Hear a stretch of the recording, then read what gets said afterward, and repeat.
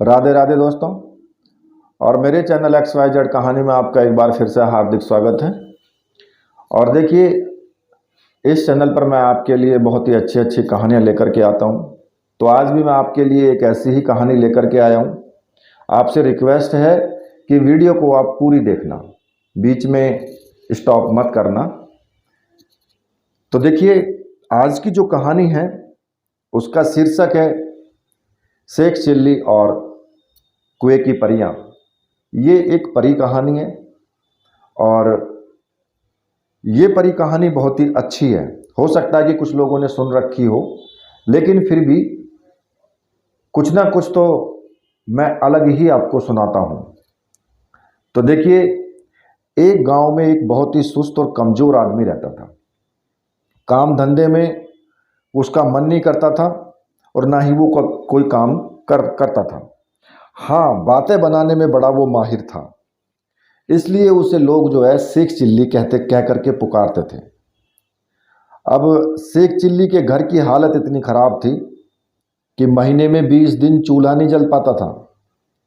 Sheikh chilli की बेवकूफ़ी और सुस्ती की सज़ा बेचारी उसकी बीवी को भी भुगतनी पड़ रही थी और उसको भी भूखा रहना पड़ता था। एक दिन शेख चिल्ली की बीवी को बहुत गुस्सा आया और वो बहुत बिगड़ी उस पर, और उसने कहा कि मैं तुम्हारी कोई भी बात नहीं सुनना चाहती, चाहे जो कुछ तुम करो, लेकिन मुझे तो पैसा चाहिए। जब तक तुम कोई कमाई करके नहीं लाओगे, मैं घर में तुम्हें नहीं घुसने दूंगी। ये कह कर के बीवी ने शेख चिल्ली को नौकरी की खोज में जाने के लिए मजबूर कर दिया। अब रास्ते में साथ में ही उसने रास्ते के लिए 4 सूखी रोटियां भी बांध दी, क्योंकि साग सब्जी तो कुछ थी नहीं, तो वो कहाँ से देती बेचारी। लेकिन फिर भी, क्योंकि थी तो शेख चिल्ली की पत्नी ही, उसको फिर भी अंदर से दया थी कि भाई रास्ते में कहीं भूख लगेगी तो अपने रोटी ये खा लेगा। इस प्रकार से शेख चिल्ली को ना चाहते हुए भी नौकरी की खोज में निकलना पड़ा। अब शेख चिल्ली सबसे पहले अपने गांव के साहूकार के यहाँ पहुंचा। सोचा कि शायद साहूकार के यहाँ कुछ छोटी मोटी नौकरी मिल जाएगी, लेकिन वहाँ से भी उसको निराश होना पड़ा। साहूकार के जो व्यक्ति थे, उन्होंने तो उसकी चौखट पर से ही उसको डांट डपट करके भगा दिया। अब शेख चिल्ली के सामने कोई रास्ता नहीं था। फिर भी वो एक गांव से दूसरे गांव तक दिन भर भटकते रहा। अब घर वो लौट नहीं सकता था, क्योंकि बीवी ने सख्त हिदायत दे रखी थी कि जब तक नौकरी ना मिल जाए घर में पैर मत रखना। अब दिन भर बेचारा चलते चलते जब शेख चिल्ली थक करके चूर हो गया, तो उसने सोचा कि कुछ देर सस्ता लूं। अब जोरों की भूख भी लगी थी, इसलिए खाना खाने की बात भी उसके मन में थी। तभी कुछ दूर पर एक उसे कुआं दिखाई दिया। अब शेख चिल्ली की हिम्मत बंधी और उसकी ओर उसके कदम चल पड़े।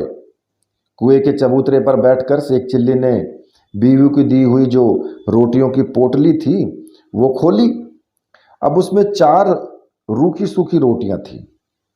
अब भूख तो इतनी जोर की लगी थी कि उन चारों को भी पूरी तरह खा जाऊं तब भी जो है भूख नहीं बुझ पाती। लेकिन समस्या एक और थी कि अगर चारों रोटियां एक साथ ही खा डाली तो कल परसों या उससे अगले दिन क्या करूंगा, क्योंकि नौकरी खोजे बिना तो घर में घुसना नामुमकिन है। अब इसी सोच विचार में शेख चिल्ली जो है बार बार रोटियां गिनते और बार बार उन्हें रख देते। समझ में नहीं आ रहा था कि क्या किया जाए।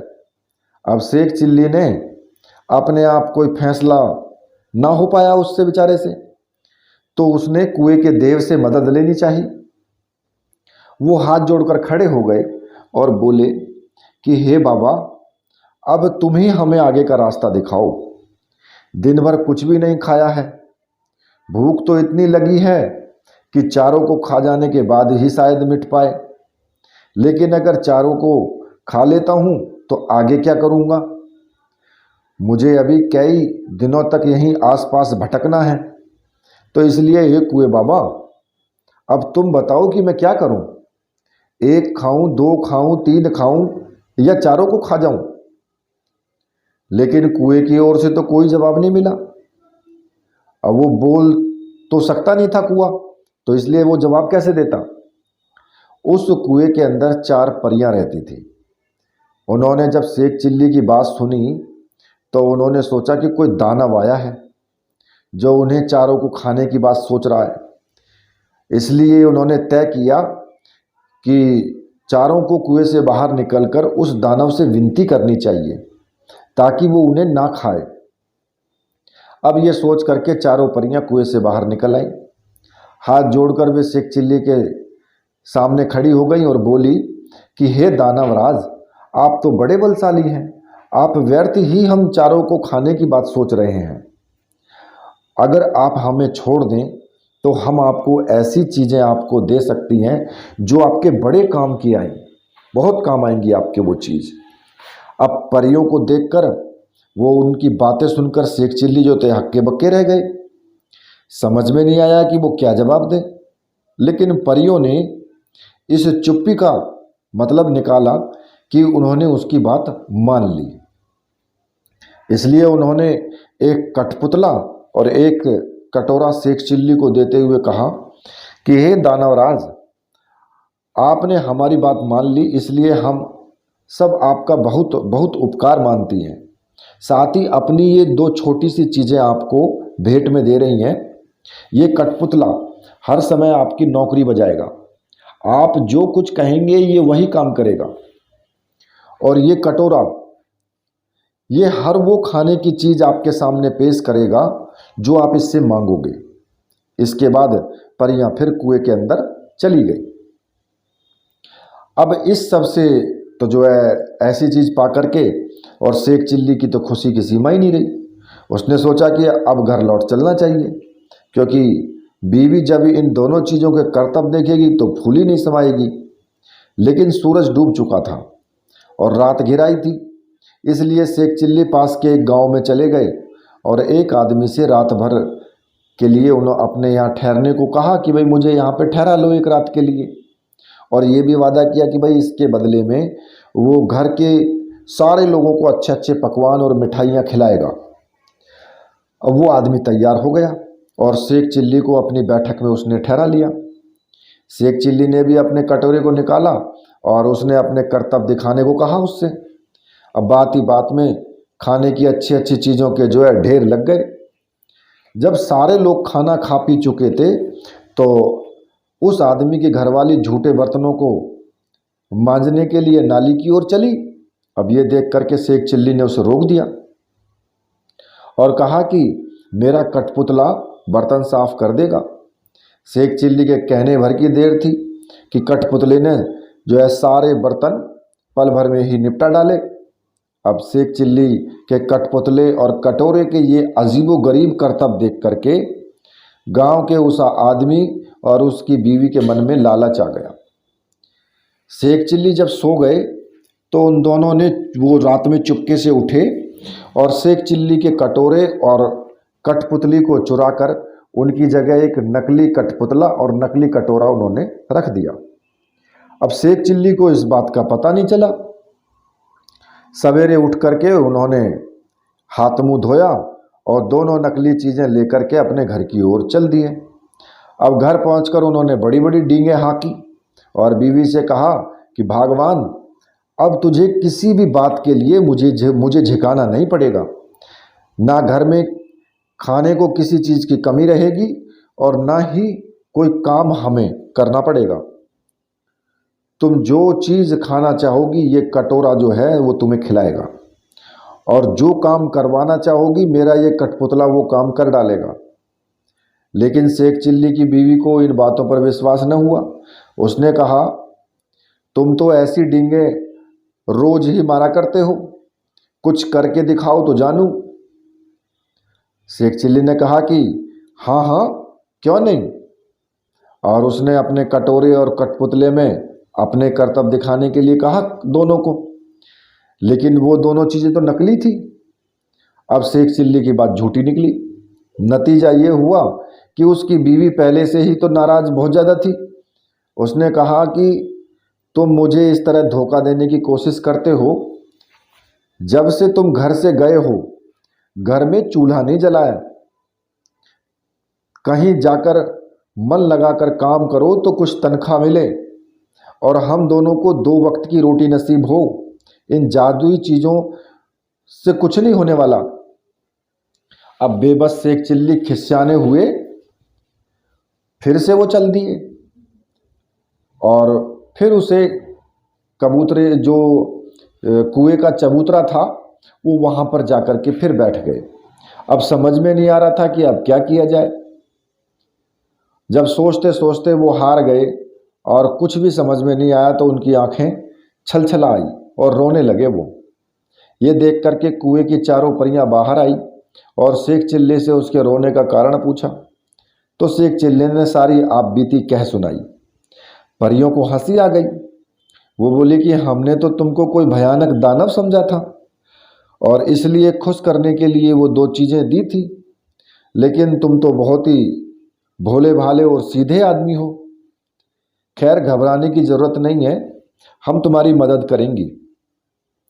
तुम्हारा कठपुतला और कटोरा उन्हीं लोगों ने चुराया है जिनके यहाँ रात को तुम रुके थे। इस बार तुम्हें हम एक रस्सी और एक डंडा दे रही हैं। इसकी मदद से तुम उन दोनों को बांधकर और उनकी मार मार करके अपनी दोनों चीज़ें वापस ले लेना। ये डंडा उनको मार लगाएगा और इसके बाद कुएं जो परियां थी वो फिर से कुएं में चली गई। अब जादुई रस्सी और डंडा लेकर के शेख चिल्ली फिर उसी आदमी के यहाँ पहुँचे और कहा कि इस बार मैं तुम्हें कुछ और नए करतब दिखाऊंगा। अब वो आदमी भी लालच का मारा था। उसने समझा कि इस बार कुछ और जादुई चीज़ें हाथ लगेंगी, इसलिए उसने खुशी खुशी शेख चिल्ली को अपने यहाँ टिका लिया। लेकिन इस बार तो उल्टा ही हुआ। शेख चिल्ली ने जैसे ही हुक्म दिया वैसे ही उस घर वाले और उसकी बीवी को जादुई रस्सी ने कस करके बांध लिया और जादुई डंडा दनादन पिटाई करने लगा। अब तो वो दोनों चीखने चिल्लाने लगे और माफ़ी मांगने लगे। शेख चिल्ली ने कहा कि तुम दोनों ने मुझे धोखा दिया है।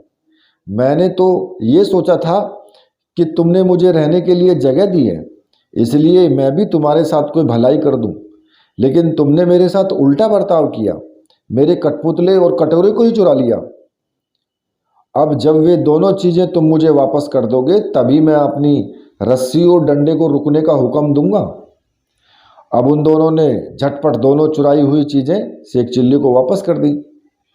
ये देख करके शेख चिल्ली ने भी अपनी रस्सी और डंडे को रुक जाने का हुक्म दे दिया।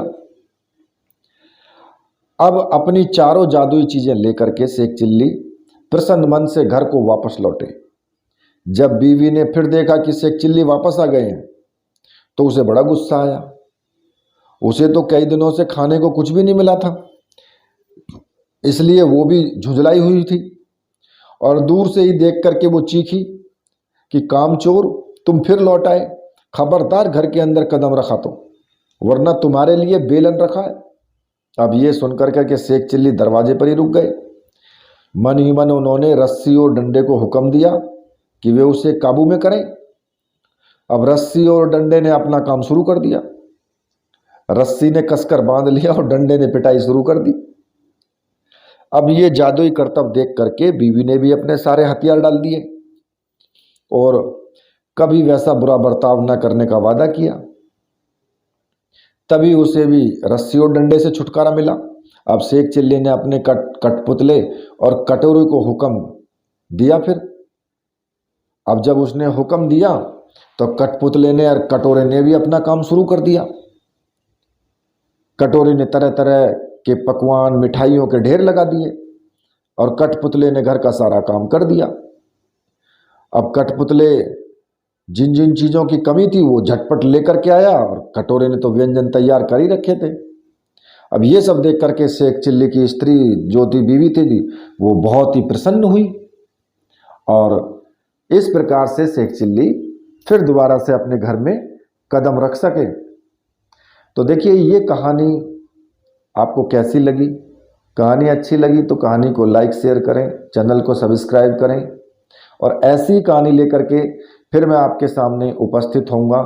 तब तक के लिए राधे राधे।